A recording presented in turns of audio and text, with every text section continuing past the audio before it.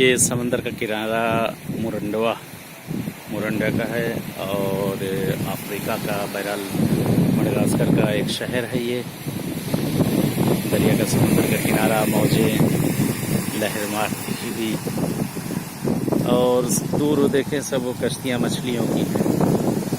मछलियाँ जो लगाते हैं वो मछलियों की हैं।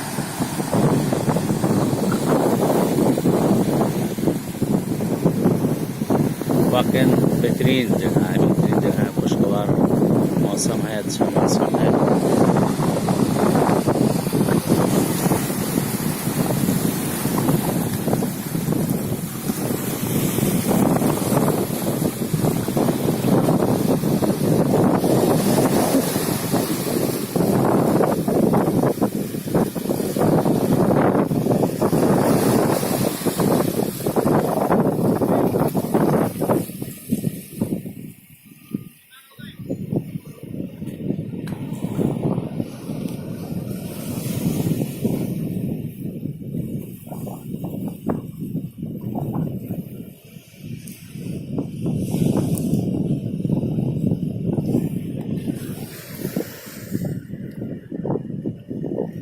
चले चलते हैं, बहरहाल किसी और जगह ऐसे मिलेंगे। अभी तो इंशाल्लाह है यहाँ जब रोज़ होती रहेगी इंशाल्लाह किसी न किसी जगह।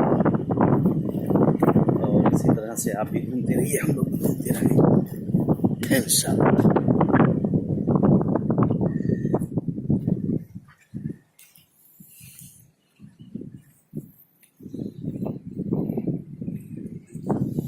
ये नारियल